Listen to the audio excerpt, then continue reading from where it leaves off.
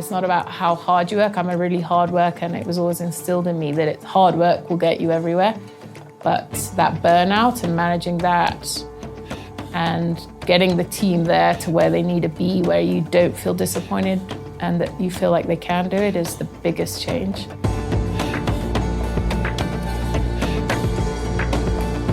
Welcome to Grit and Growth from Stanford Seed, the show where Africa and South Asia's intrepid entrepreneurs share their trials and triumphs. I'm excited to introduce another in our series of short takes as we prepare to launch Season 3 of Grit and Growth in April. In this episode, we meet Delia Stirling, Commercial Director of Brown's Food Company in Nairobi. Delia has transformed her family's cheesemaking business into a regional powerhouse.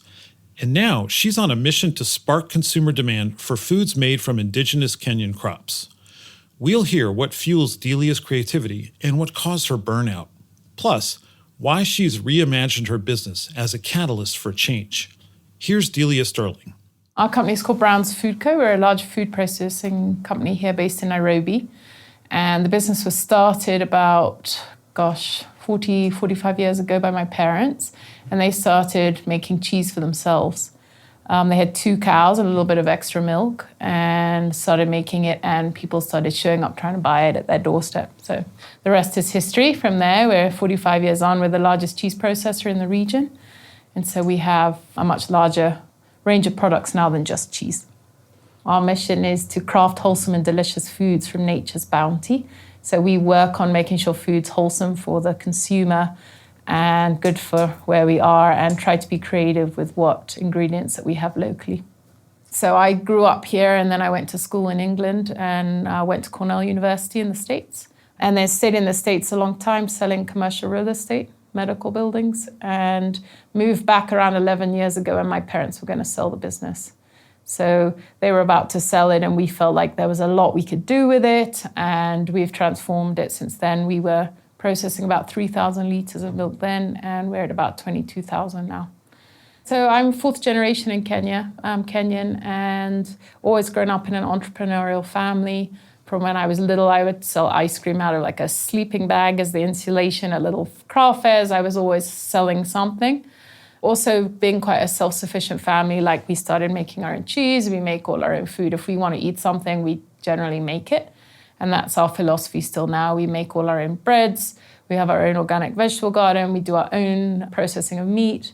So it all sort of stems from that. Everything from Brown's does sort of start in our kitchen, very much with things that we want to eat ourselves as a family. And then it progresses from there. I think my creativity is my superpower, and believing in the weird things that I'm doing. So do you have a specific creative process? I mean, how do you tap into that superpower? It's through the ingredients that are there and taking the time to be on the ground and on the farms. That's where the creativity comes from. So like on the cashew farms, do you know how cashews grow? They grow as a nut outside like an apple, and they have a cashew fruit. And in the rest of the world, they make juice out of those fruits, and they even sell it to Pepsi like as a Tropicana juice. But in Kenya, they don't eat the fruit. The fruit just rots.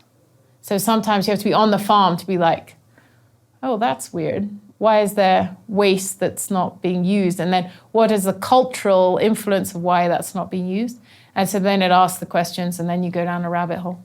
We look at food in a different way. So there's a typical way of food scientists and what you can do with a product or with an ingredient. And because of the fermentation, it opens this whole other world of preservation and of taste. So we've got a lot of unique products right now that people think are super creative and unique. And I think that comes from this fermentation background and this 4 generations of being sort of self-sufficient. And I think in a way I wouldn't want to be a food scientist because it gives us this unique way of looking at our ingredients that typically people wouldn't do. So I'll give you an example, like most of the plant-based yogurts use modified starches and imported powders to bulk up this coconut yogurt. But then 80% of your ingredient is being imported, right? So you have a look, okay, what starches are here in Kenya, and how could we use them? So that's how we look at it. We say, well, we're not going to sell a product that's 80% imported product. So what can we do with our experience on fermentation to be able to use cassava? So ours is with cassava, raw cassava from the farmer that we use and process with raw coconuts to be able to make a product that works. So in my previous life in the nonprofit space, we had a lot of projects where we worked with smallholder farmers in rural areas, including in Kenya. So I'd love to hear a little bit more about how you interact with farmers. How does that work?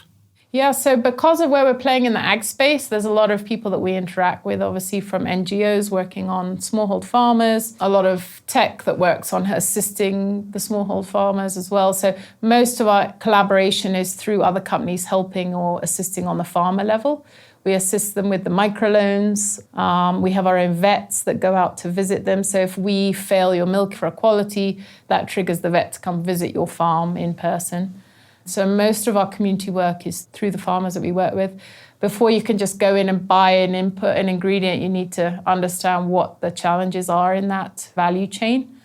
And you learn all sorts of interesting problems that unless you're on the ground talking to them, you would never guess. Because you can't look at them as one. They're not just a dairy farmer, they're a smallhold farmer.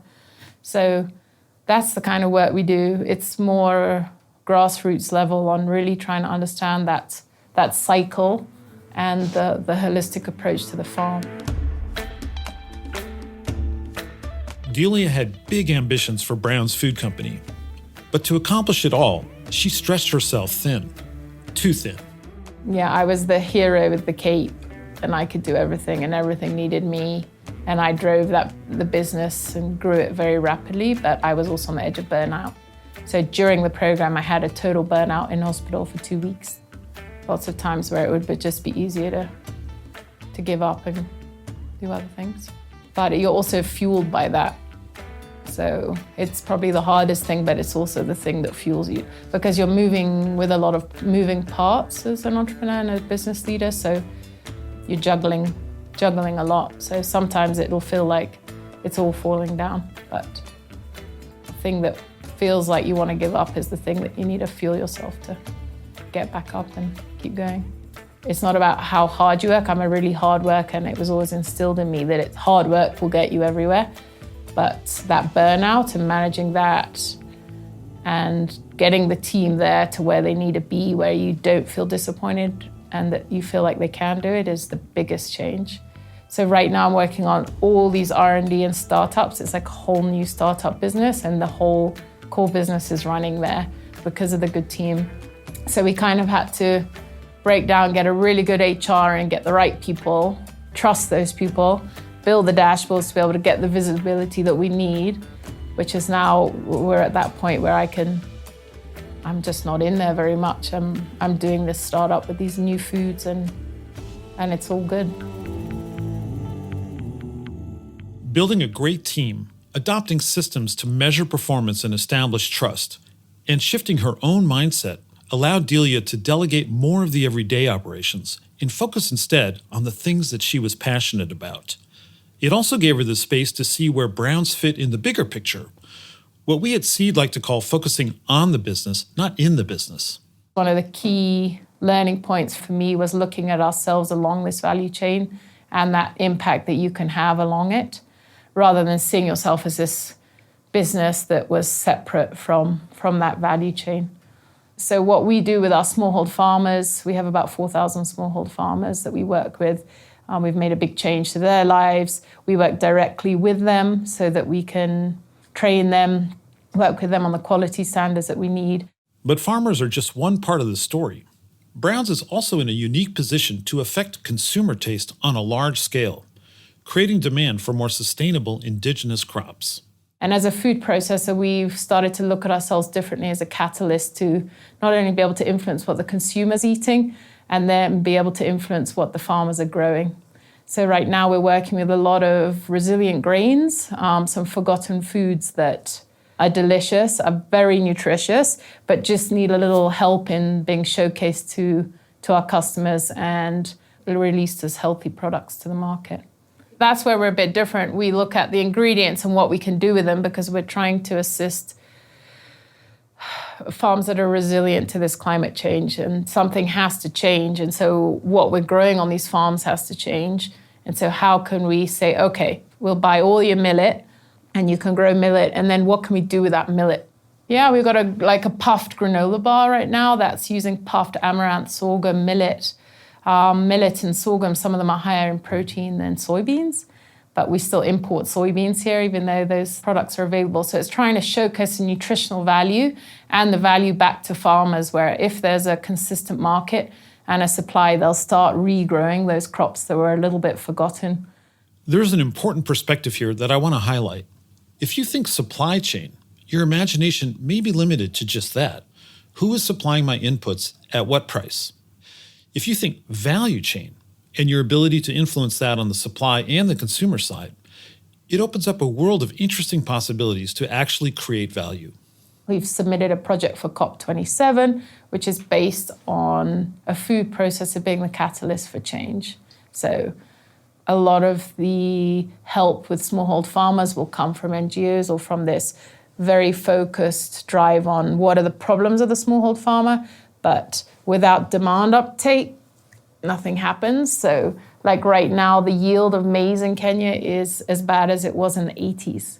So if you add up all the help and all the money that's gone into maize on improving yields, we're still at where we were in the 80s.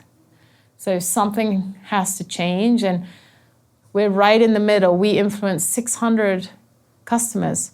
Every time I talk to them about a new product, because we have a good brand name, they're like, I would love that now. Where is it? I'll take it, right? So we do a lot of marketing and talking to the consumer to try and influence what they're using as well as ingredients. And a lot of people just don't think about that chain. When you're sitting at a restaurant, has that restaurant thought about where all those ingredients have come from? And that impact of choosing. How do you choose rice over maize? How do you choose millet over maize? What's that impact? So we went all over Kenya, identifying ingredients, indigenous ingredients, potential ingredients, ingredients we already use, and really trying to identify what those challenges were and which groups we could work with. And so that's most of the work of what we've done. Given your experience, I'm curious, what advice would you give an entrepreneur who's just starting their own business journey? I think trust in your ideas, because sometimes you'll self-doubt that you think you're a little crazy, but those gut instincts and those ideas, I think, are really important, because if we start listening to too much outside noise or influence, you will give up on a lot of those ideas, and that's where the real creativity comes from, I think. I think the hardest bit about entrepreneurship is talking to too many people, where you start to self-doubt. You say, well, maybe we're not big enough. Maybe we need 50,000 farmers. Why are we caring about the holistic health of 500 when we could be buying one ingredient for 5,000? So sometimes you have to trust what you think, because otherwise it's hard to go on with your projects, And it's always good to get advice, but it's also getting it and putting it in context of what you know in your background. So I think that's the best advice, I'd say, is try and stick to what you believe in. I think Delia's story is interesting on so many levels. She finds creativity through context, from visiting a farm or working with interesting ingredients. She envisions an impactful role for her company, both through farmer assistance and consumer uptake of key crops. And she's restructured her own role in a way that sustains her passions rather than draining her energy. I'm excited for what the next chapter brings, and I very much want to get my hands on one of these granola bars. So thank you, Delia Stirling, for sharing your story.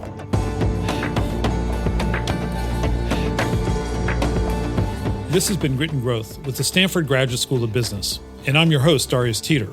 If you like this episode, leave us a review on your podcast app. It really helps us to share the stories of these incredible entrepreneurs with as many people as possible.